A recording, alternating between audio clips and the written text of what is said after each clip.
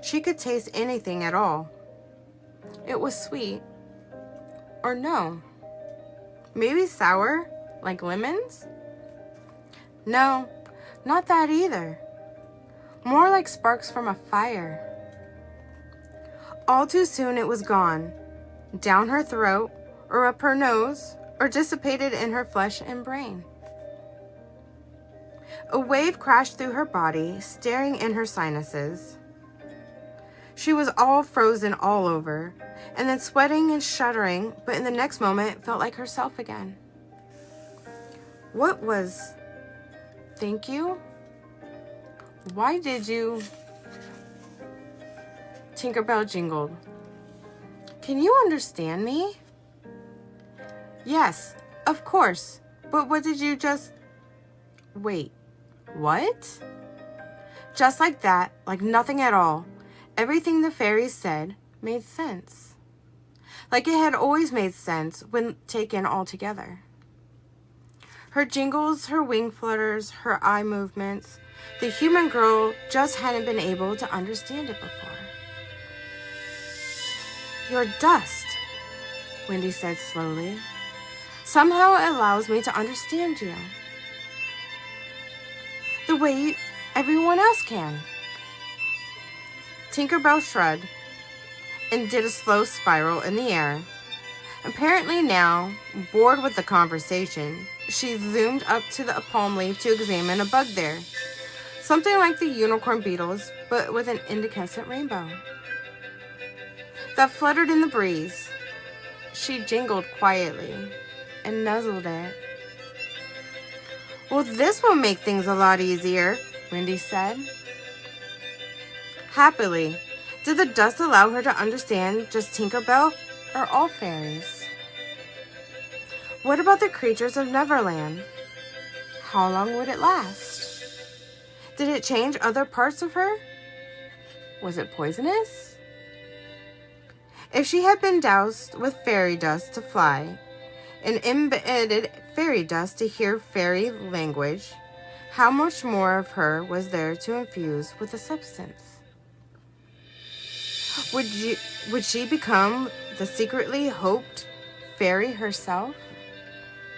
Magical translating dust aside, she also understood without anyone saying it that despite this apparent change in their relationship status,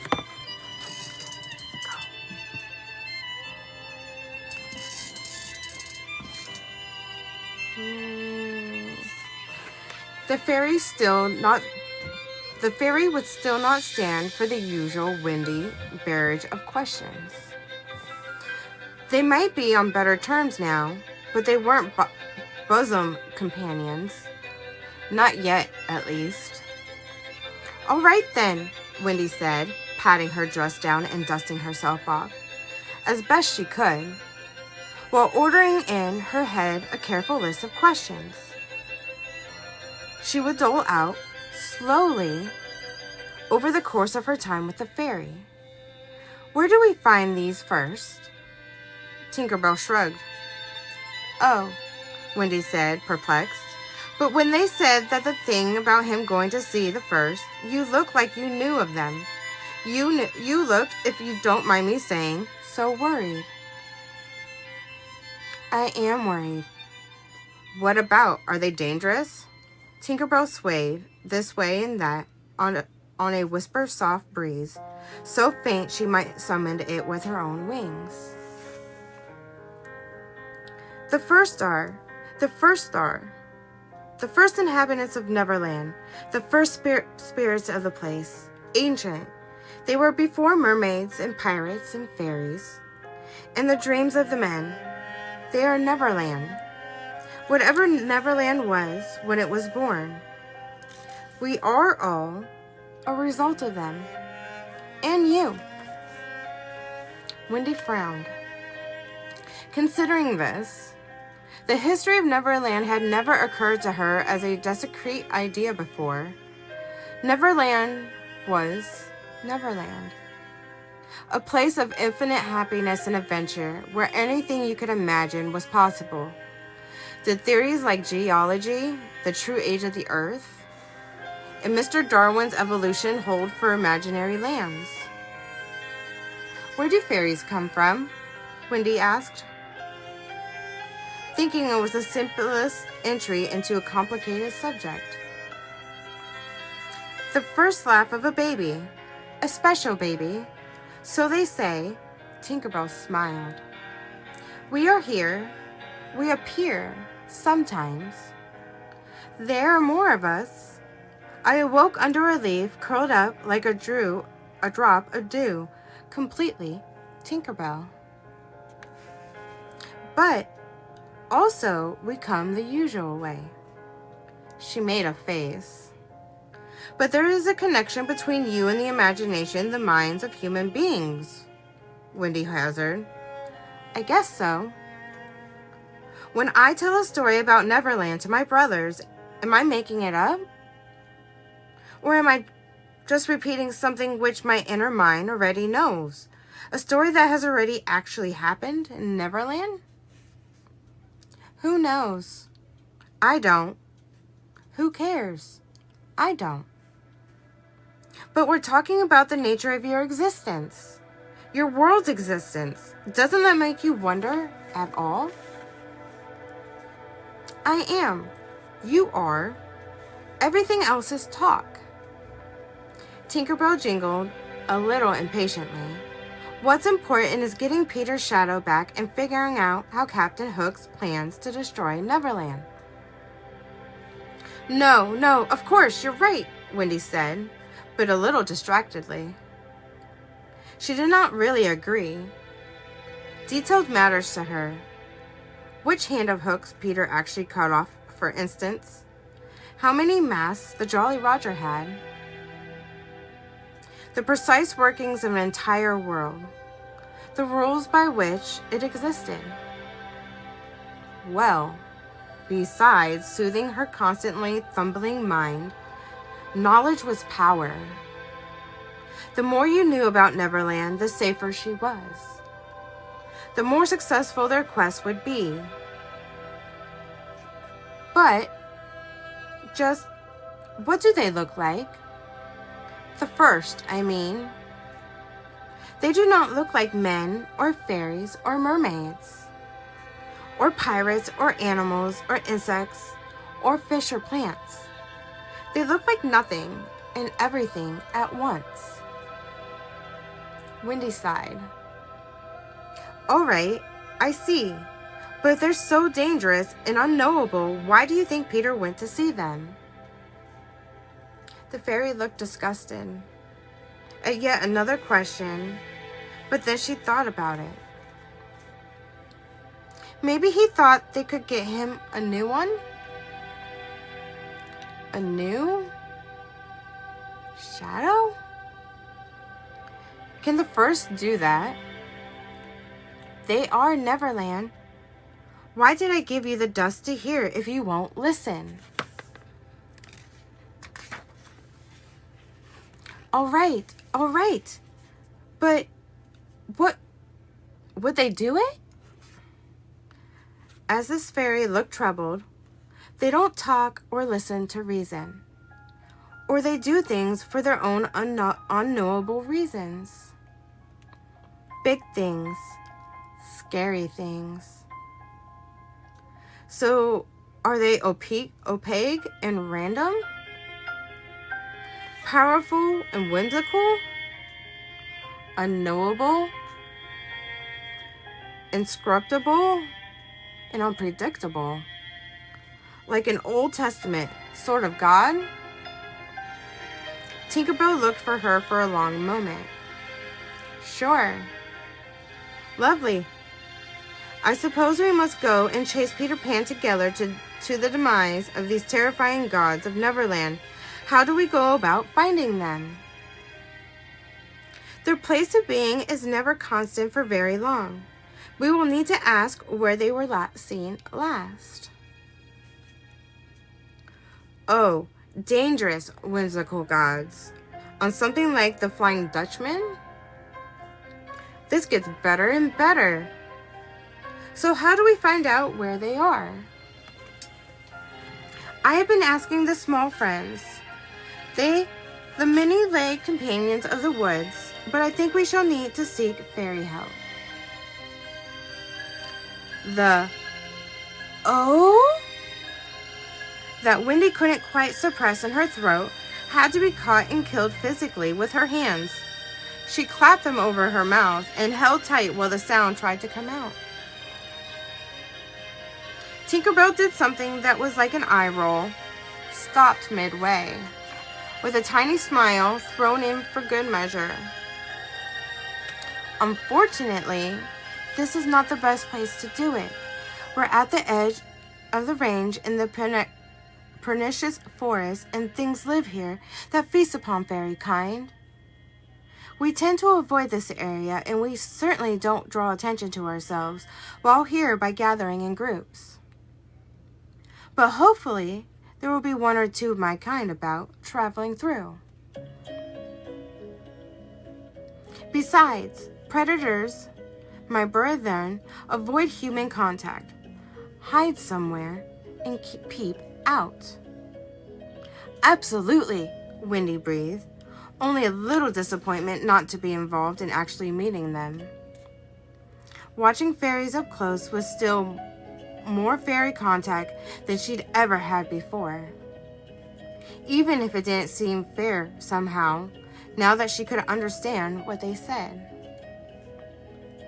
She found a clump of shiny large leaf plants and arranged their long canes until her body was hidden from view. There was a nice hole in one of the leaves, through which she could spy. The hole was still being worked on by a small friend, a caterpillar with purple scales instead of fur. It looked at Wendy in dubious surprise, or so Wendy assumed. It was hard to tell with its faceted but depthless golden eyes. "Excuse me," she whispered. I'll just be here for a moment."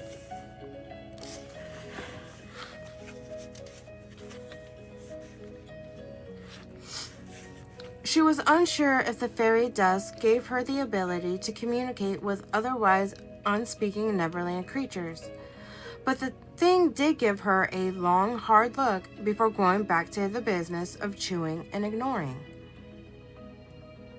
Tinkerbell, meanwhile, was drifting with purpose up to the highest leafy branches of the jungle. Her light glowed warmly off the leaves below, the droplets seeing off their thick veins, the sweet sap running down the trunks of the trees. It made the whole clearing look like it was touched by fairies. Sorry. I'll just cut the edge.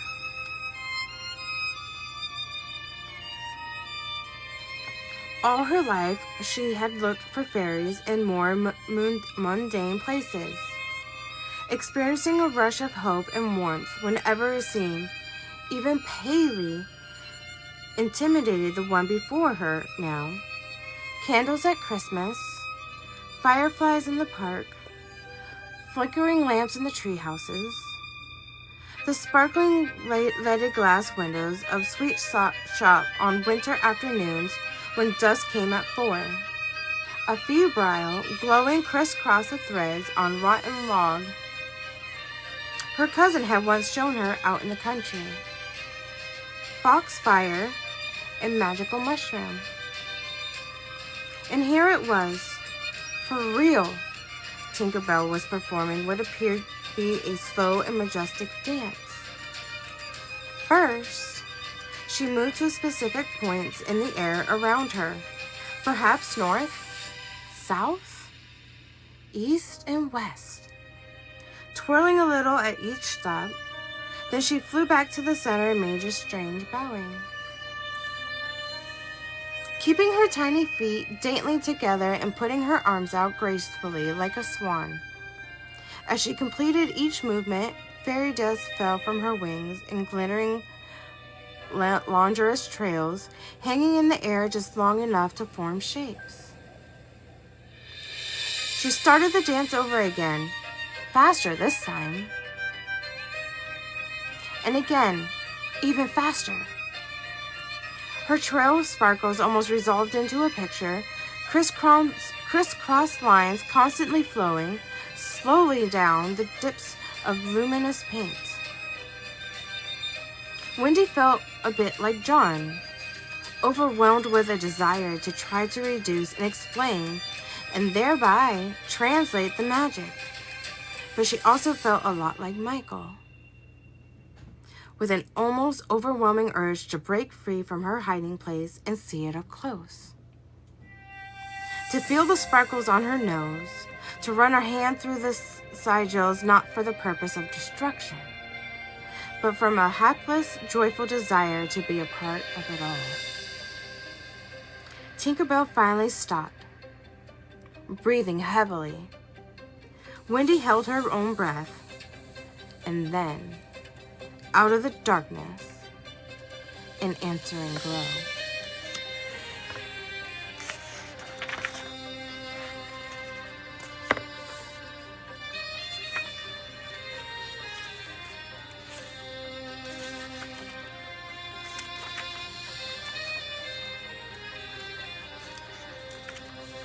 Scotland.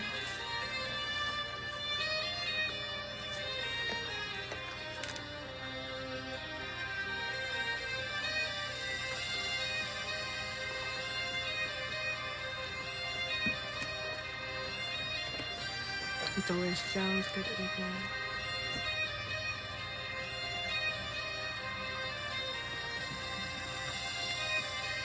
Sunshine, good evening. Do you guys want another chapter? Hey, Dirt Road.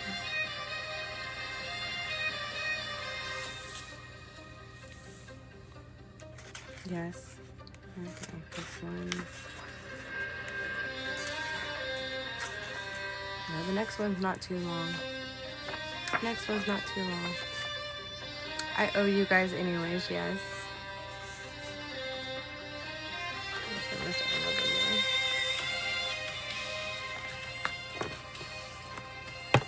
I need to switch over. I need my charger.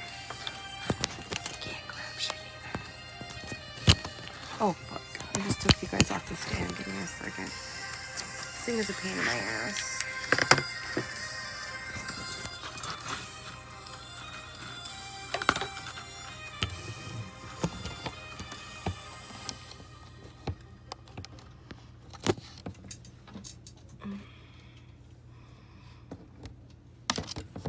Hey, Cecile.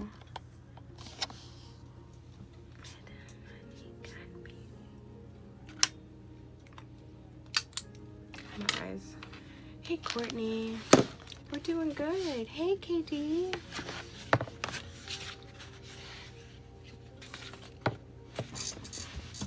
How are you, beautiful? Easy, good evening. Tony, good evening. All right.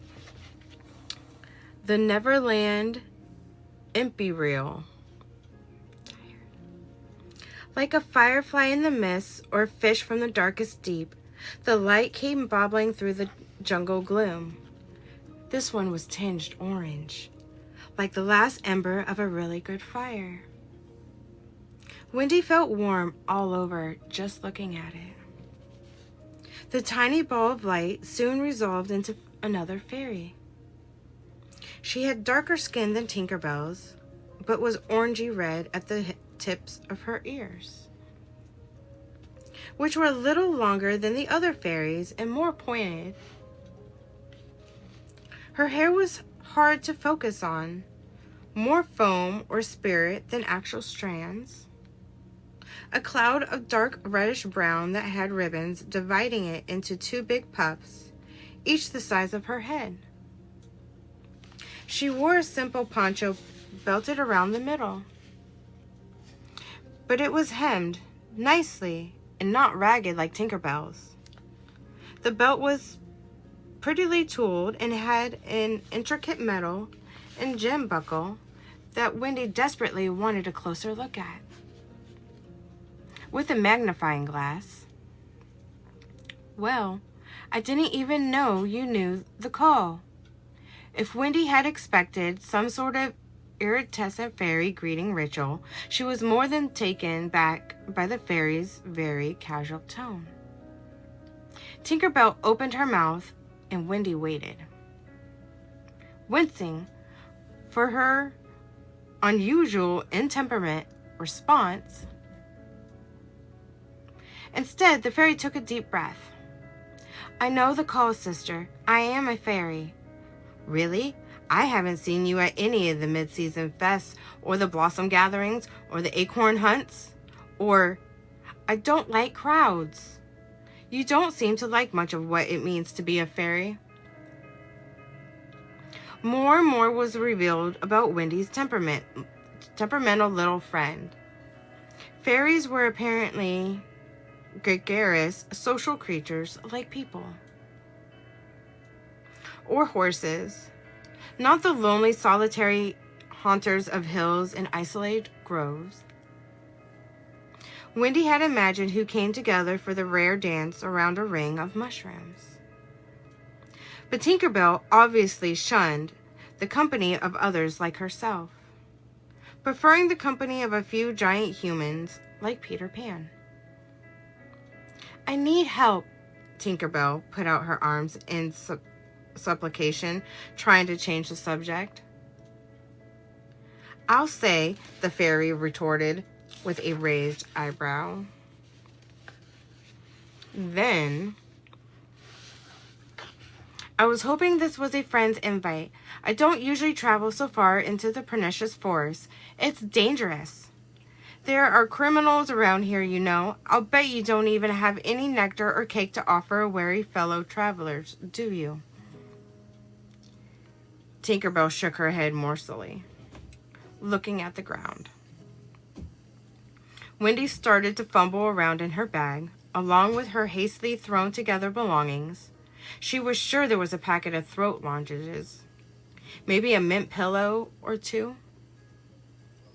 Then she remembered her main directive, to stay hidden. She couldn't help out her little companion, even if she wanted to.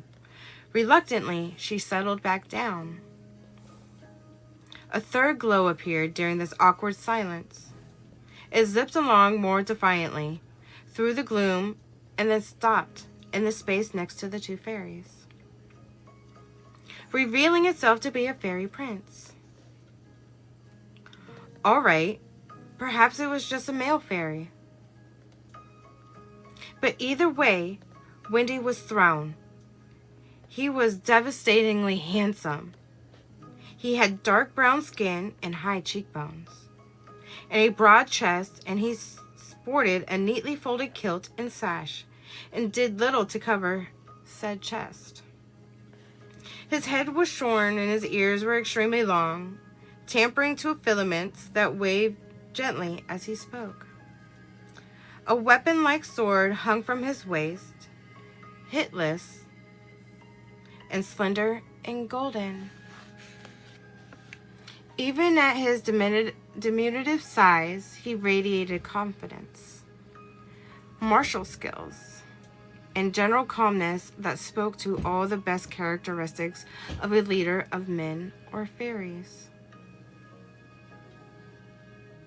"Oh, it's Tinkerbell. What a surprise. And hello, Berryloom." He was polite enough to Tinkerbell, but he bowed to the other girl. "It's more than a little dangerous for the three of us to be gathered together here like this. Every Grimmel in the area will sense our presence. What's the emergency?" "I don't know. Ask her," Berryloom snorted, tilting her head at Tinkerbell. "I have to find the first. Have either of you seen them or heard about them lately?" Both of the fairies looked shocked at her question. "What is this about?"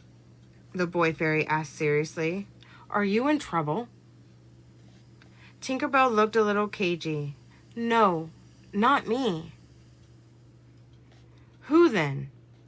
"Peter Pan has lost his shadow and seeks them out for help." Berryloom burst out laughing. The male fairy just looked greatly disappointed. Wendy cringed, feeling like the look was directed at her as well.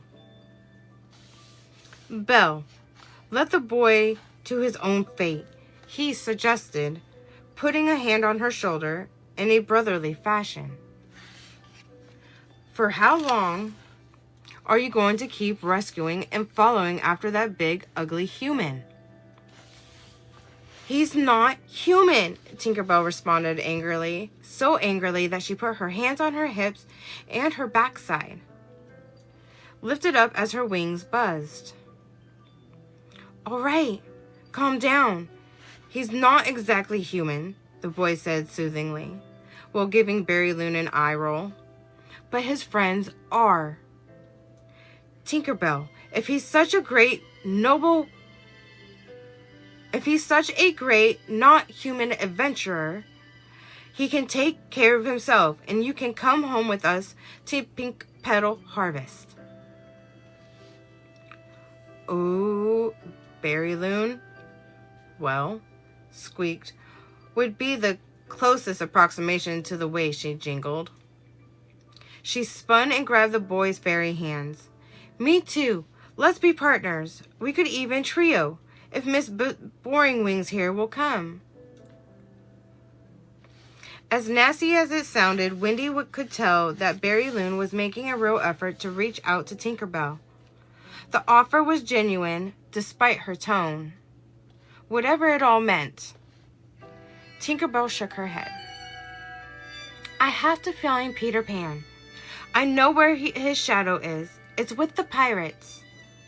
And they're planning to destroy all of Neverland. Peter needs to hear about this before he reaches the first and makes some sort of terrible bargain or mistake. And then we'll go after Captinhook and stop him. Planning to destroy all of Neverland? Barry Loon sneered. Uh-huh. The boy fairy sighed, shaking his head. It sounds like just another round of games between Peter and the pirates. But all right, Belle. A comrade of mine saw the demise off the first pier of the northwestern corner of the island, at the base of the Chanting Peninsula, east of the Shimmering Sea. Thank you, Tinkerbell said with relief, and gave him a little bow. Good luck, weirdo, Barry Loon said with a toss of her head. Guess we'll see you the next time you need something, or you finally tire of the company you keep, shall we?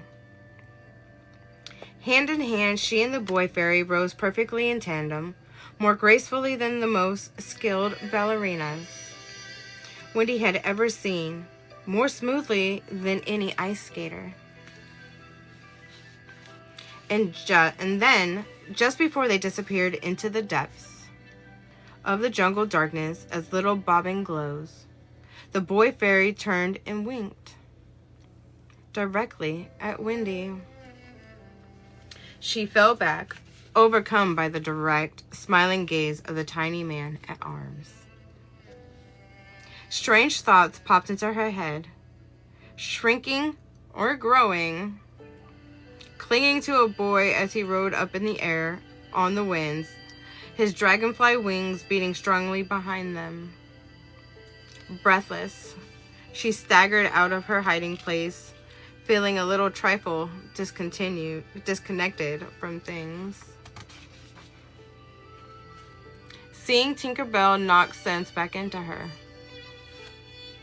The little fairy was hanging in the air like an old toy, tied to a string to amuse a baby or a cat, but then forgotten.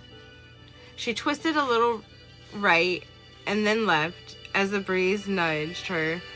Her gaze was fixed on the disappearing lights of her friends. Poor Tinkerbell. How entirely wrong Wendy had gotten her. What she had thought was fairy affection, artfully ragged, dressed, tousled hair in a messy bun, snobby, and antisocial behavior was not de rigueur for fairies at all. The other two seemed to spend all their time at parties and gatherings. They both had nearly tailored apparel, complete with perfect, high-fashion little accessories. I remember. Tink cared less about her appearance than whatever quest she was currently on. Whatever fun she was having, whatever the Lost Boys and Peter were up to, whatever her own mischief involved. Oh yes, Tinkerbell did appreciate the finer things, like her delicate little bedroom, but on her own terms, and most importantly, on her own. She didn't fit in with other fairies, and they obviously had issues with her chosen way of life. No wonder she was so enamored of Peter Pan. She finally had a companion like herself.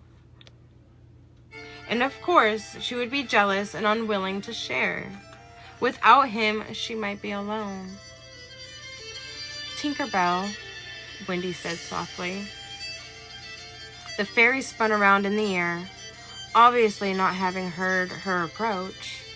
Her eyes were filled with brightness and wet. She shook her head to physically remove any traces of emotion and crossed her arms resolutely. Tinkerbell, Wendy bit her lip. The sort of person who abandoned her extremely cozy people to live a wild life with an unapproved of a boy. Or a girl who wore tatters and didn't care. Well, she wouldn't be the sort of girl eager to discuss her feelings. She was obviously already embarrassed by what the human girl had witnessed. I feel like we should get started on our way to this enchanted peninsula, shouldn't we? Tinkerbell let out an audible sigh, relieved at the discretion of Wendy's statement had gone. Chanting not, enchanted. You'll understand when we get there. All right then, let's... And that's when the creature leapt from the bush, grabbing Tinkerbell out of the air.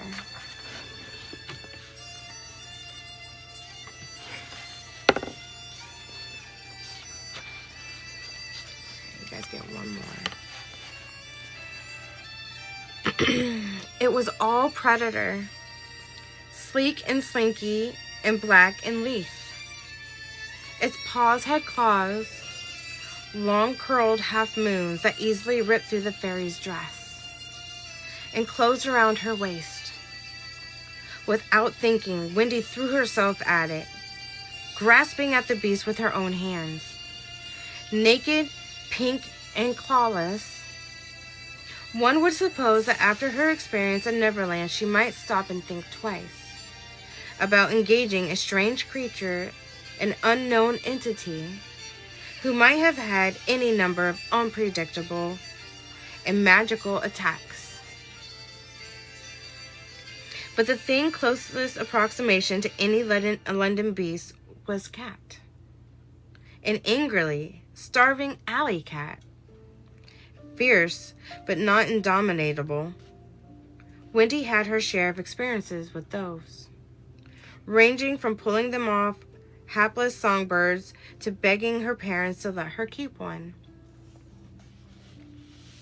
And, in fact, the twin mirrors on the front of its snub face could have been mistaken for cat eyes with light shining into them.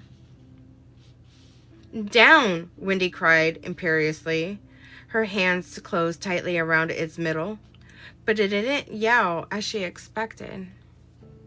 It dropped the fairy in shock, then sort of thinned out between Wendy's fingers. The creature slid through them like oil, dripped to the ground, and reformed into a Weasley milk-like critter. Ugh, Wendy said. Ugh, Wendy looked at her hands, but they were clean, and all she had actually felt was the soft fur one would expect. With barely a pause, the creature found Tinkerbell and again leaped at her. The little fairy was a bit stunned and shaken up by its first attack. She was still on the ground and stumbling. She emitted exactly half of a jingle wail before a body slammed her, smashing her straight down into the ground. "I said get off," Wendy cried. She grabbed the first stick she saw, and though usually opposed to violence towards animals, whacked the squirrel as hard as she could on its side. It rolled out of the way, but it kept its claws around Tinker Bell, the fairy, close to its belly. Then it jumped upright on its forepaws and laughed. You? You? Wendy stammered, indignant. It really was. The horrible thing was laughing at her, chuckling and warbling. It bent its head and licked Tinker Bell with an ugly gray forked tongue. It smacked its mouth. Wendy brought the stick down as hard as she could on its head. It easily leapt out of her reach, landing on the side of a tree. From this new perch, it cuffed one more time back at Wendy before scuttling up like a lizard into its branches. "No!" Wendy dropped her stick and grabbed the trunk of the tree. "Come back! Come down here this instant!" She shook the tree as hard as she could, expecting disappointment. But the tree was a slender tropical thing whose body was far more lithe and pliable than its London counterparts. It swayed easily under her efforts, and its long leafy fronds clattered and clashing satisfyingly. The creature fell and hit the ground with an equally satisfying whomp. "Tink!" Wendy grabbed the creature's tail to yank it off the fairy. Only its tail slid into nothing in her hands. Overpowered by the momentum she had created with nothing to balance it, Wendy fell back onto her bum. The creature looked back at her and cuffed again. Faint jingling sounds could be heard pitifully from under its stomach. The squirrel waggled its tail at Wendy and took off into the forest. Tinker Bell dangled from its mouth. The poor fairy jingled desperately as it disappeared into the bushes. "No!" Wendy got up and ran after it as fast as she could. Flying out was out of the question. She wasn't an expert and understory of the jungle was far too dense for her even to consider it. And she already had a late start. The smaller, more lithe carnivore easily leapt over obstacles and slunk under them. Wendy also jumped over fallen trees and ducked under canopies of vines, trying to keep the thing in her sights. But she was much, much slower. The squirrel was black as shadow and made almost no noise as it flowed on the forest floor, just a pitter-patter and an occasional shuff. She burst out into a hot clearing, an empty hilltop whose dry pinnacle could support little life. The sun beat down like a physical force. It was no longer a happy lemon.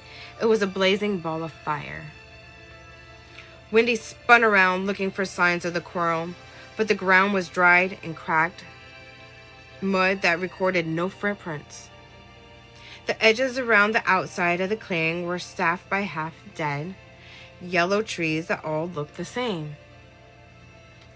There was no hint of the creature. "Tink!" Wendy cried. "Tink!" "No," she murmured, turning and turning. "No," she cried again. Her voice fell flat and quiet in the thick, fetid air. "Tinker Bell!" she screamed, but the jungle was silent.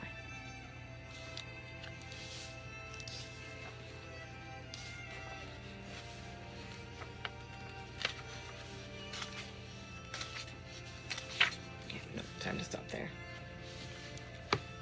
Hey, Jean. You guys, I don't know where I put my bookmark. Jean, the real welcome. Good evening. I know I had my bookmark. Yeah, the next chapter is a little bit longer, you guys. We will wait for that one for next week. I truly don't know what I did with my bookmark.